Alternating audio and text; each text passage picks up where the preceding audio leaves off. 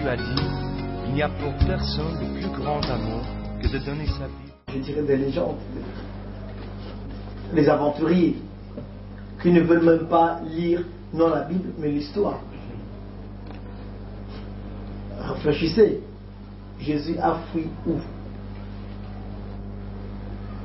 S'il a fui, c'était pour aller où?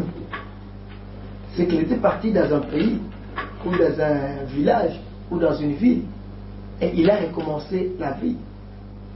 Et il devait avoir des gens qui devaient les rencontrer et donner l'information.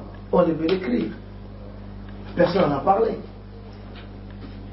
L'historien Joséphée, un contemporain de Christ qui n'est même pas chrétien, qui a parlé de la mort de Jésus. Lui, il a parlé comment est-ce qu'on conduisait Jésus-Christ à Golgotha.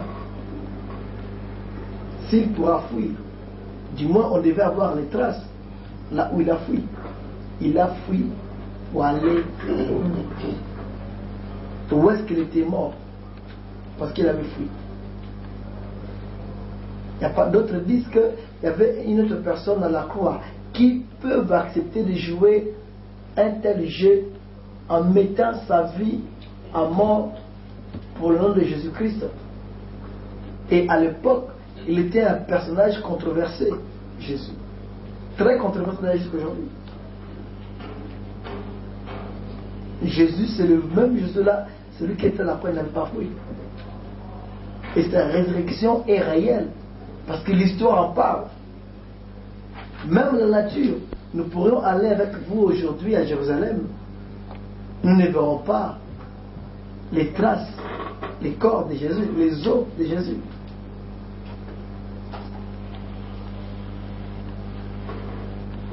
Pierre a couru pour aller voir. Les gens l'ont vu.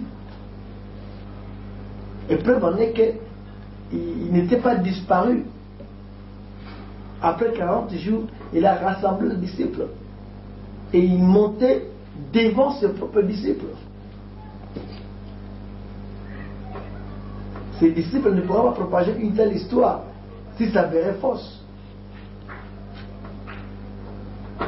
Pour le minimum, le respect de l'histoire et le respect de leurs coutumes. Il y avait des gens dressés en judaïsme à l'époque, les hommes comme Pierre. Vous ne pourrez pas demander à Pierre de mentir. Vous ne pourrez pas demander à un homme comme Thomas de mentir. Parce que le fait déjà qu'on lui a dit, il était devenu très absent souvent dans des réunions de l'air rassemblés parce qu'il était désespéré. Quand on lui a dit que le maître est revenu à la vie, il a dit mais c'est du mensonge.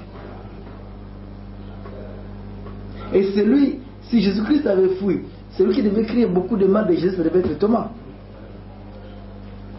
Parce qu'il était découragé. Découragé, il a suivi quelqu'un pendant 3 ans. Et après cet homme meurt. Et c'est fini. Et lui, il pensait autre chose que, avec tous les succès qu'ils avaient, ça devait faire quelque chose, mais non rien. Et il ne voulait pas croire que Jésus-Christ était ressuscité. Heureusement, il est ressuscité.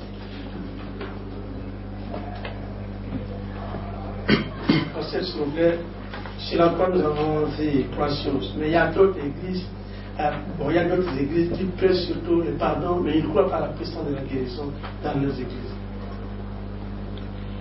C'est ça qui est triste. Je ne dis pas qu'ils n'iront pas au ciel. Mais je dirais qu'ils n'ont pas voulu expérimenter la totalité de la rédemption. C'est comme d'autres qui ne veulent pas croire à la prospérité. Ils pensent que la prospérité c'est un message que Coutinho qui vient de fabriquer. D'autres, ils ne veulent pas croire à la guérison. Ils pensent que ce sont les pentecôtistes qui en ont construit. C'est triste de voir que les gens croient à une réalité bénéfique pour eux et ils en refusent. C'est là où je regrette. Je ne leur dis pas que je ne les qualifie pas des hérétiques, parce qu'ils prêchent tout de même le pardon, qui est très important. Mais ils ne veulent pas aller très loin dans le salut. Et le salut vise l'extérieur, l'intérieur de l'homme. Si Dieu passait le temps à pardonner que le péché, alors personne n'aurait pu croire en lui. Parce que les gens, alors dans ce cas, devaient avoir un double Dieu, le Dieu qui pardonne le péché et le Dieu qui leur donne le pain. Chaque homme est un déiste, même un athée. C'est-à-dire, il croit à quelque chose. Et chaque homme a dans son cœur la soif d'avoir le succès, de gagner, de vaincre. Et c'est pour cela qu'il a besoin de surnaturel. Et si l'homme n'arrive pas à comprendre que la vraie victoire, c'est Yoshua qui donne ça, il va contacter d'autres dieux. Et c'est pour cette raison Dieu dit non, je vous pardonne le péché, je vous donne aussi le pain. Regardez la prière, notre Père qui est aux cieux. Notre Père qui est aux cieux, que tu nous sanctifié, donne-nous aujourd'hui notre pain quotidien.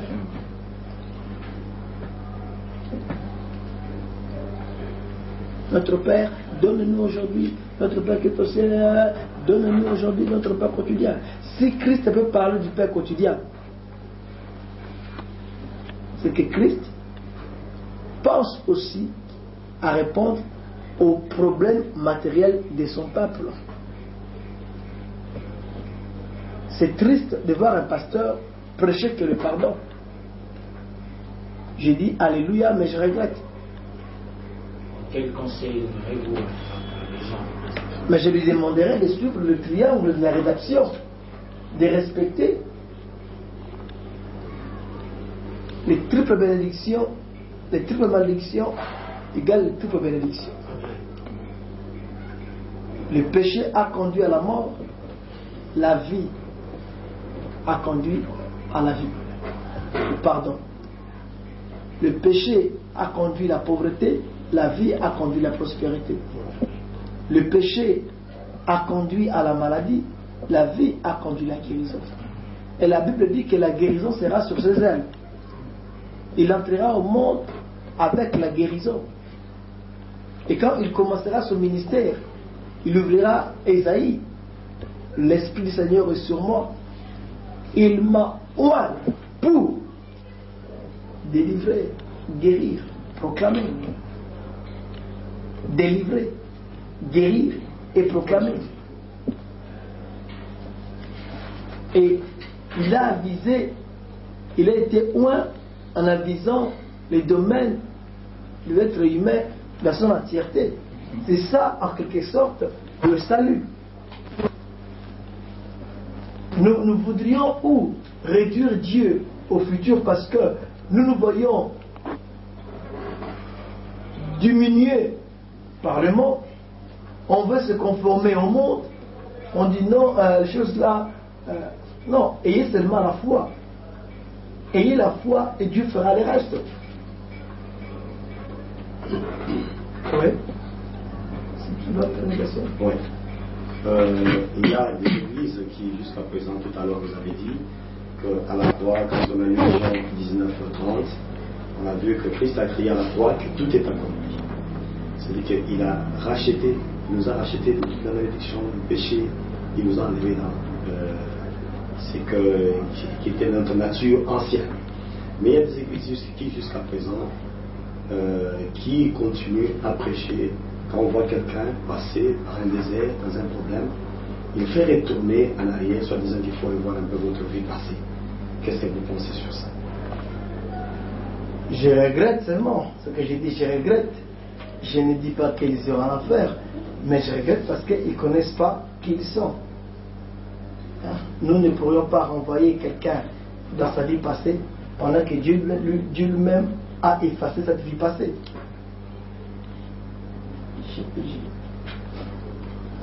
C'est un problème, c'est un fait. vous êtes en justice. Moi, j'avais eu des problèmes à l'époque du régime Vichy. On m'avait condamné et après on m'avait libéré. Si aujourd'hui quelqu'un revient me voir pour me dire on t'envoie une convocation sur l'histoire qu'on t'avait condamné la fois passée, j'ai dit mais ça devient un problème. Parce que cette histoire-là, à la fin, les juges m'avaient libéré. Cette histoire est passée.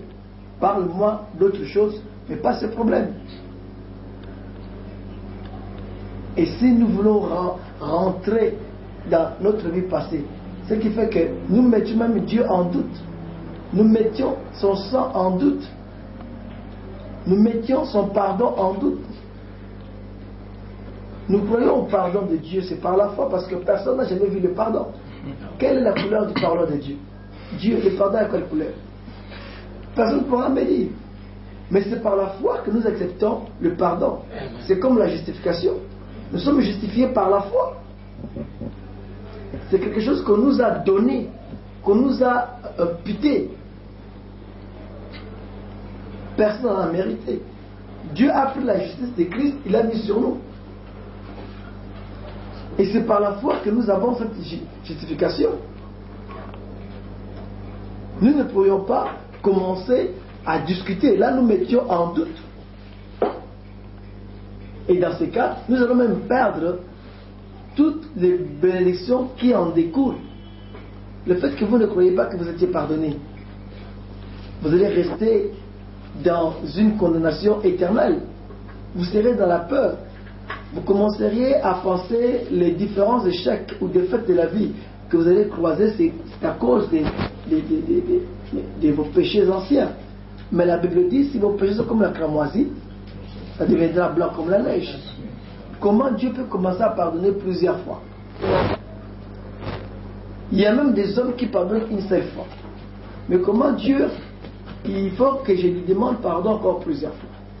Ce sont que de petites erreurs que les gens peuvent arranger à corriger leur cible, leur tir. Le problème est simple. Si quelqu'un est en Christ, il est une nouvelle créature. Et si vous êtes une nouvelle créature, ça ne veut pas dire qu'il n'y aura pas tant de problèmes matériels dans la vie.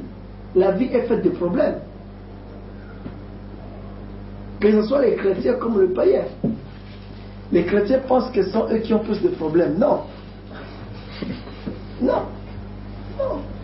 Les païens en ont aussi.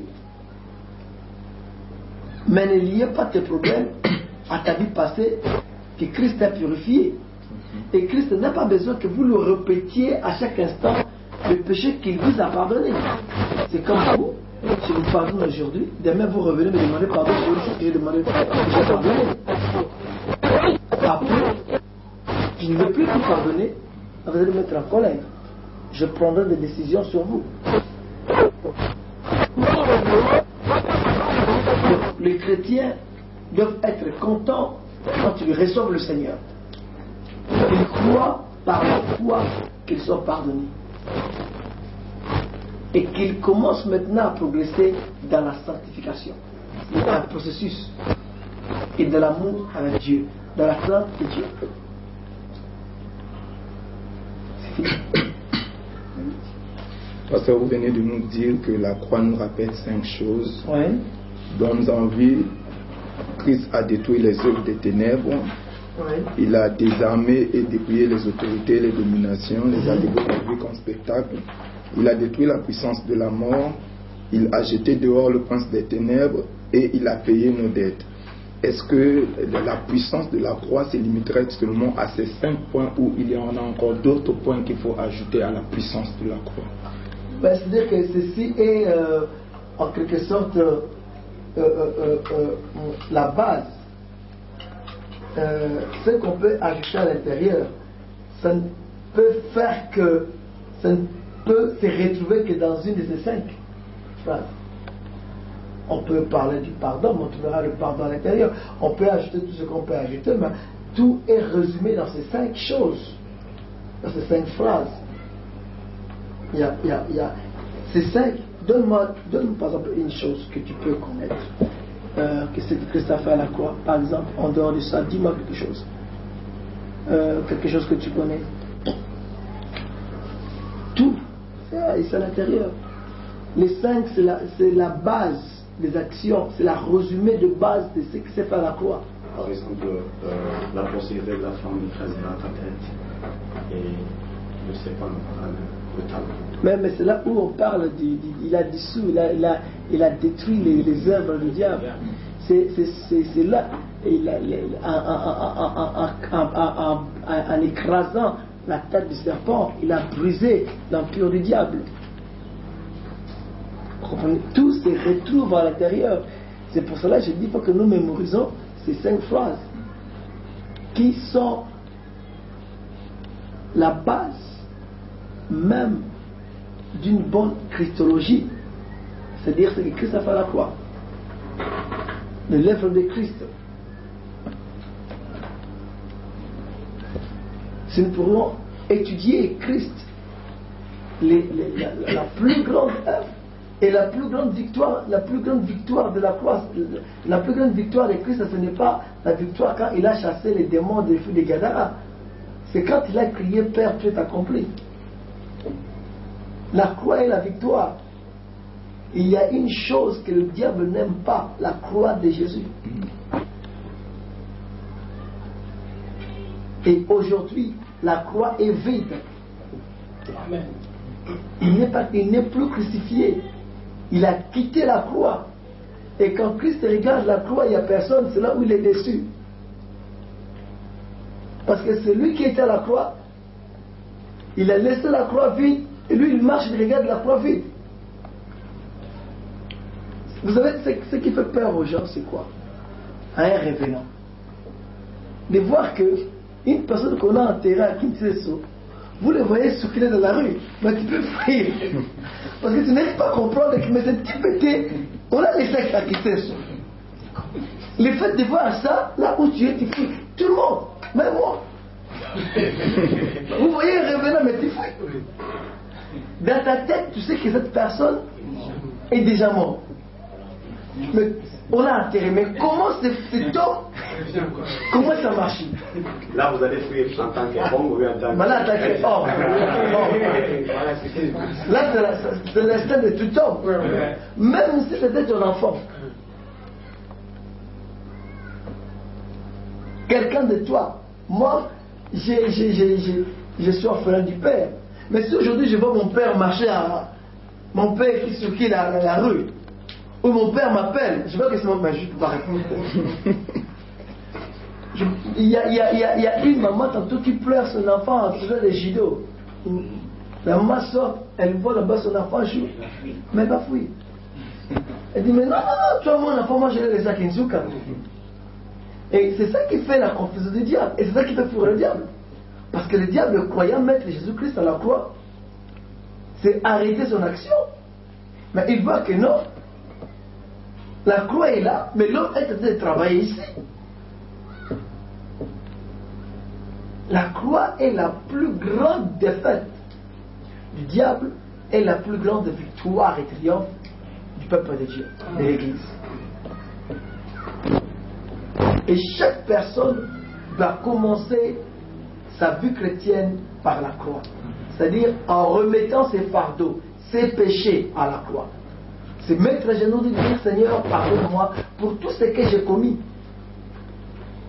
Je te remets ce péché.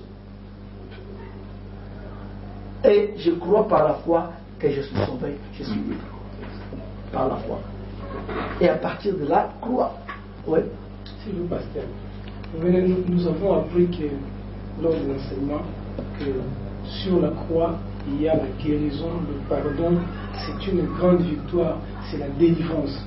Mais est-ce que vous partagez les mêmes idées que les autres serviteurs de Dieu qui, après avoir prié pour quelqu'un, après avoir annoncé l'évangile à une personne, il a reçu Jésus-Christ, il est devenu chrétien. Après cela, on l'appelle encore, venez à la délivrance. Partagez-vous vraiment cette affirmation-là? C'est-à-dire quoi? Répétez. Il y a un monsieur qui était dans la rue, il ne connaissait pas Christ. On lui a apporté l'évangile, il a cru au Seigneur Jésus-Christ, il est devenu chrétien, il est sauvé, il est délivré de tous les liens. Parce qu'on a dit dans Jérémie que ce ne sera plus question que les parents ont mangé les raisins verts et que les dents des enfants en sont agacées. Alors, ces titres-là, les problèmes de soi-disant liens familiaux, liens parentaux, parce que ces histoires-là. Des héréditaires. Oui, vous savez, chaque personne a sa façon d'interpréter les Écritures. Vous venez de dire une personne qui vient de recevoir le Seigneur, pour essayer un peu de vous aider dans votre idée, on l'appelle pour qu'on les délivre. Ma question est celle-ci. On va la délivrer de quoi? Parce qu'il vient de recevoir le Seigneur. Par la foi, il est pardonné. Seulement que si la personne s'était engagée dans des choses occultes, il a fait des pactes, il a besoin à sa conversion d'une prière des frères et des sœurs pour essayer de couper des pactes qu'il a eu avec le monde invisible. Par exemple, un sorcier s'est converti. Il s'est converti, il vient à Jésus. Il doit se faire à Jésus. Mais nous allons lui demander de nous apporter sa sorcellerie. C'est comme un féticheur qui s'est converti. On ne peut pas dire au féticheur, tu es converti, alléluia, tu as reçu le Seigneur à la maison. Non. Tu vas lui demander de faire le pas, de montrer qu'il est réellement converti. À commencer par apporter ses fétiches. Et comme il était très loin avec Lucifer, nous allons prier pour que le diable ne puisse pas les reprendre et que nous coupions tous les liens, tous les pactes entre lui et le monde qu'il utilisait. Comprenez? Mais si nous faisions aujourd'hui un dogme et que une personne qui se convertit, qui passe à la délivrance, alors là, ceux-là qui se sont convertis, qui n'ont pas passé à la délivrance, ne sont pas sauvés. Alors ça va à l'encontre du message du salut. Et en plus, je veux dire en plus, si du moins même nous pourrions parler de la délivrance aux gens, mais nous en faisons parce que nous sommes des êtres humains. Nous réfléchissons en tant qu'hommes. Je peux te poser seulement une simple question. Montrez-moi là où on a fait la délivrance de ces voleurs à la croix. Il n'a même pas confessé le péché. Il n'a même pas demandé pardon. Mais ce qu'il a demandé, en tout cas, j'ai appris que tu es le roi, ne m'oublie pas dans ton royaume. Il n'a même pas confessé un de ses péchés. Il n'a même pas restitué les choses qu'il a volées. Mais aujourd'hui, nous, pour essayer d'éclairer notre religion, nous sommes en train d'ajouter des choses.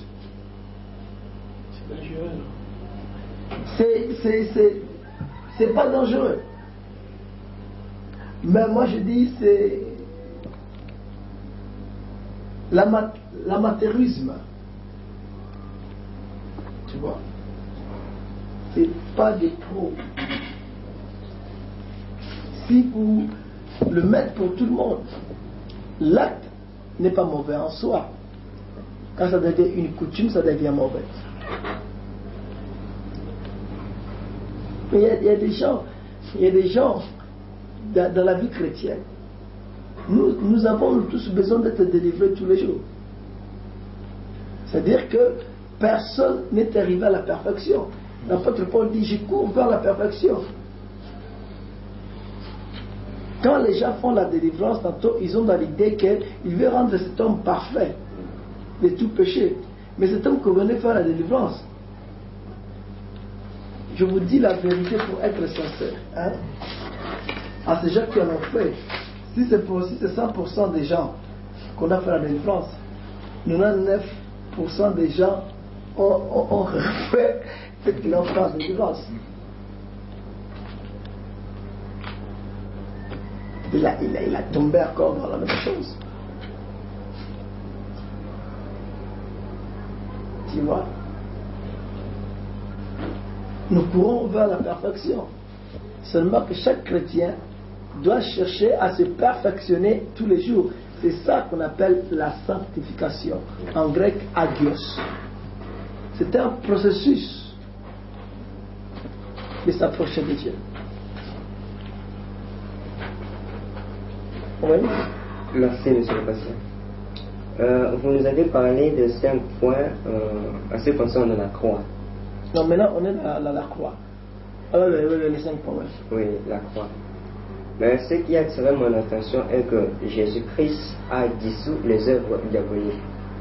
Mais nous remarquons que les œuvres diaboliques, on dit que ça continue et les péchés continuent.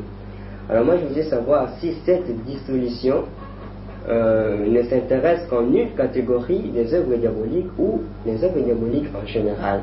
Si c'est normalement, comme Jésus-Christ a dissous les œuvres diaboliques, il n'y aurait pu avoir les péchés dans le monde. Mais c'est comme si le diable, pas c'est comme si, mais le diable est toujours opérationnel. Alors pourquoi, qu'est-ce qui peut nous pousser à dire qu'il y avait la dissolution des œuvres diaboliques? Les œuvres diaboliques ont été détruites dans les camps de Dieu. C'est-à-dire, le diable n'a plus d'influence, n'a plus de pouvoir sur la personne qui est en contact avec le royaume des cieux ou avec Jésus. Le monde est le monde du diable. Le monde est sous la puissance de Satan. Mais dans ce même monde, il y a 2 camps. Si tu choisis les camps de Dieu, la puissance du diable se limite, s'arrête. Et tu entres dans la victoire de Jésus. La seule condition d'expérimenter la dissolution de l'œuvre du diable, c'est être à côté de Jésus ou dans les camps de Dieu. Et dans ces cas-là, le diable n'aura pas de pouvoir. Il n'aura pas de pouvoir sur vous. Mais seulement le diable a le pouvoir dans son monde. Dans son monde, l'œuvre continue. Il est diable, il est Satan. Il est le destructeur dans ce monde. Mais dans les camps de Dieu, pour ceux qui croient en Jésus, il est coupé de ce monde. Le péché n'a pas d'influence ou n'a pas de puissance dans la vie d'un enfant de Dieu. Mais le péché a la puissance dans la vie d'un païen. Le péché conduit les païens en enfer, mais les chrétiens sont libérés de la puissance du péché. Tu comprends? Oui. Vous avez parlé de la notion grecque, Dieu est considéré comme un infini. Oui. Pour un grec, la croix veut dire l'infini. Je voulais un peu comprendre. C'est quoi juste? La croix, c'est la fin. La croix veut dire la mort. Pour un grec, comme pour un Congolais. Pour un Congolais, quand on voit la croix, vous marchez dans la rue ou dans le village. À l'époque, j'étais à Louveto. Quand on faisait nos camps, on allait dans des villages. Et vous pouvez dans un village en plein brousse, vous voyez une croix. Pas en blanc, cimenté blanc, mais avec du bois. Mais le fait qu'on voit la croix, on sait dire qu'on a enterré quelqu'un ici. La croix a pour signification la mort. Et la croix on ne peut pas l'opposer à Dieu. Mais la croix peut être opposée à l'homme. Cela veut dire, on ne peut pas dire qu'un Dieu est mort. On ne dit jamais que la mort d'un Dieu. On dit la mort d'un être humain. Et si vous disiez que Jésus-Christ est Dieu, donc on peut dire que Dieu est mort. Ça passe pas. Dieu n'a pas de fin. Mais la croix, c'est la fin. Quand vous mettez Jésus-Christ comme Dieu à la croix, vous voulez dire que Dieu est mort. Dieu est arrivé à sa fin. Or, d'après la sagesse grecque, elle dit que Dieu est infini. C'est l'esprit infini. Comment l'esprit infini peut se retrouver à l'infini? Et l'apôtre dit que c'est une folie. Mais pour nous qui sommes sauvés, c'est une puissance. Parce que nous connaissons le saint bénéfice de la croix dans notre vie. Le christianisme a pour base la croix. Une religion ou une communauté dérive chrétienne qui ne présente pas le bénéfice de la croix, c'est une secte. C'est une secte. C'est sur la croix qu'on peut parler de la grâce, parce que tout ce qui s'est fait à la croix sont des choses que personne n'a mérité. C'est la volonté souveraine de Dieu. Aucun être humain a demandé à Dieu pour que Jésus puisse descendre. Il a négocié l'arrivée de Jésus sur la terre. Maintenant, nous négocions beaucoup de choses. Nous négocions l'arrivée démonique, nous négocions l'arrivée notre comment on l'appelle, Massir, comment on l'appelle, facilitateur. Nous négocions ça, nous négocions l'arrivée de tel, mais on n'a pas négocié l'arrivée de Jésus sur la terre. Qui a négocié? Personne. C'est la souveraineté suprême de Dieu, la volonté de Dieu.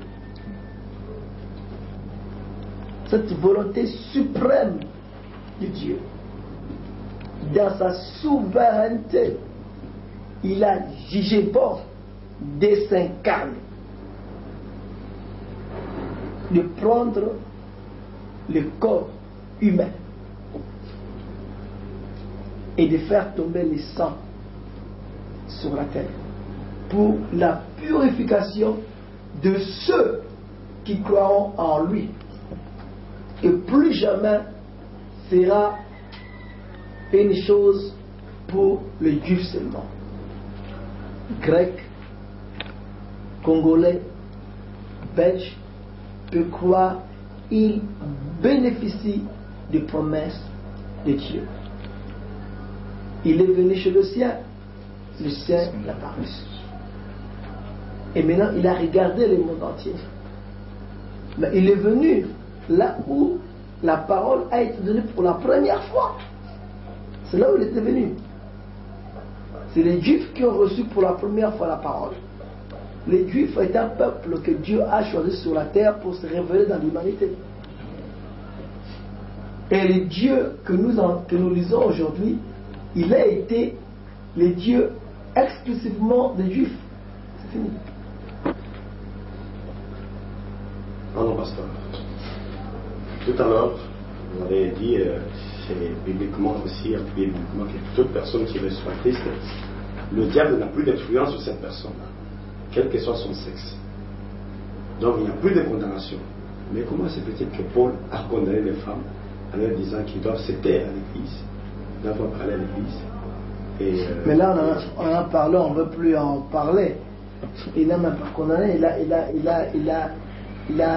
a joué à la civilité. On en a parlé ici. On ne veut plus rentrer à quelque chose qu'on a parlé. Je pense que tu peux demander la cassette. On peut passer et écouter, suivre ces leçons. qu'on a enseigné. Qui a voulu poser la question? Merci Pasteur. Quand on parle de la agorazo, on voit acheter. Et l'agorazo est amené hors du marché. Et l'utiliser c'est détaché ou bien l'âne libre. Et moi je veux savoir quelle est la différence quand est-ce que nous sommes achetés et nous sommes amenés hors du marché et nous sommes devenus libres. Ce sont des choses qui se passent dans le monde spirituel. Quand tu viens à Jésus, c'est spirituellement Christ te purifie. Tu ne vois pas comment tu es purifié. Il te purifie. Il te sanctifie. Et il paye la dette de ton âme parce que tu étais quelque part. Le fait qu'on te récupère là, il faut un paiement. C'est automatique, c'est spirituel. Christ paye par son sang.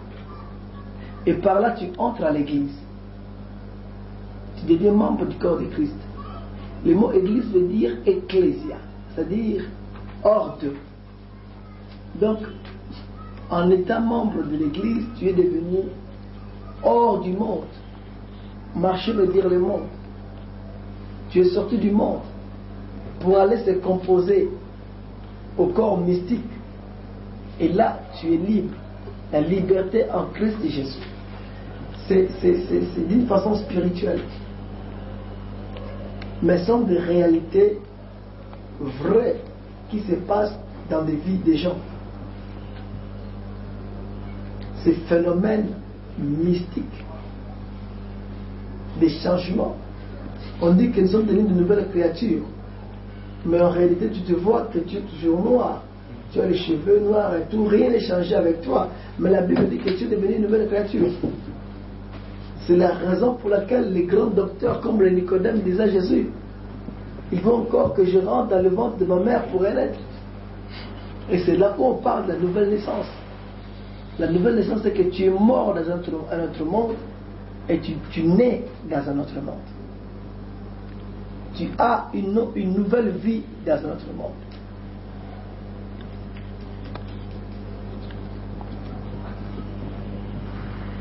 Tu deviens une nouvelle créature. Et cela est très indispensable. La base du christianisme, pour dire encore, c'est la croix. Et je veux que nous arrivons à saisir le bénéfice de la croix, qui ne sont que résumés dans ces 5 faits importants que je viens de vous donner. Les gens n'ont jamais arrivé à comprendre la puissance du sang de Jésus. Nous sommes purifiés de tous nos péchés. Mais l'homme développe plus la peur dans son cœur et il perd les contacts avec le Christ. Nous sommes dans la foi. Nous ne sommes pas dans la vue. Le pardon, c'est par la foi et non par la vue. Et vous n'avez pas des offrandes à donner. Et je vais encore ajouter ceci, une personne qui n'était pas chrétienne, s'il meurt, même si vous jeûnez pendant 100 jours pour lui, s'il était païen, il ira à l'enfer. Même si vous organisez une réunion de prière pour lui, s'il n'était pas converti, il ira à l'enfer. Je pensais que quelqu'un qui ne voulait pas aller à l'église, c'est quand il est mort, on l'a amené dans une église. Et moi je m'étais dit, mais si cette personne parlait, il devait vous tabasser. Parce que quand il était vivant, il n'allait pas. Et vous voulez amener là, pourquoi faire? On devient chrétien à partir de la croix. On ne devient pas chrétien après la mort ou des actes, des choses à faire, des actes à poser, des choses à acheter, une bonne moralité. La bonne moralité ne fait pas des gens des chrétiens. qui tu peux être. Même si tu joues le rôle de Mère Teresa, si tu n'as pas passé la croix, tu iras en enfer. Tu as distribué des dons aux pauvres, tu as vécu avec le pauvre, mais tu n'as pas passé la croix, tu iras en enfer. Toute personne doit passer la croix. Passer la croix, c'est accepter que vous êtes pécheur. Accepter que Christ était mort pour vous. Et accepter à l'œuvre de la croix. C'est 5 bénéfices de la croix. L'accepter par la foi. Et répéter la prière des pécheurs en acceptant Jésus. Et croire que par la foi tu es pardonné. C'est ça le problème. Et l'apôtre Paul s'est glorifié plus de la croix de Jésus-Christ que c'est autre chose. Il dit, quand j'étais avec vous,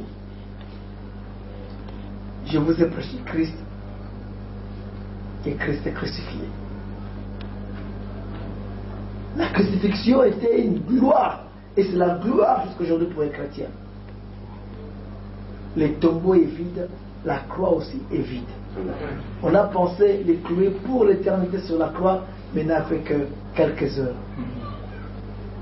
On a pensé le mettre à garde de vie dans la tombe, il n'a fait que 3 jours. Et cela à la vue du monde entier. Ce que Christ a fait, personne ne pourra faire. Et quand il était sorti de la tombe, ce n'était pas avec l'aide de quelqu'un de l'extérieur.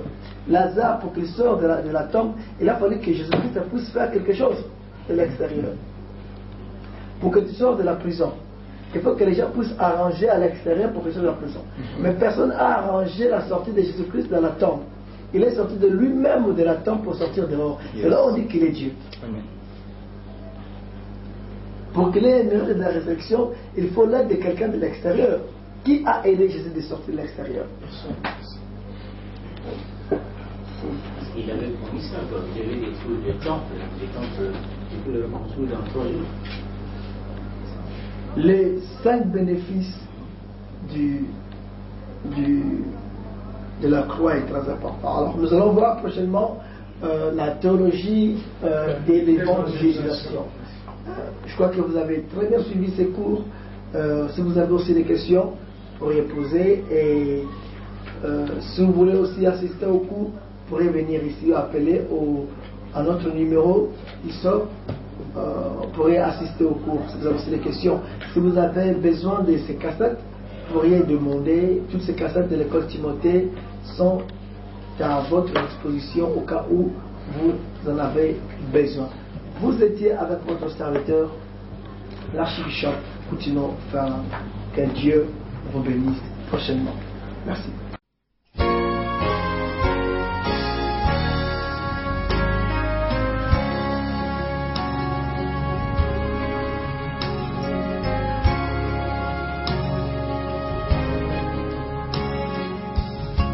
Jésus a dit, il n'y a pour personne de plus grand amour que de donner sa vie.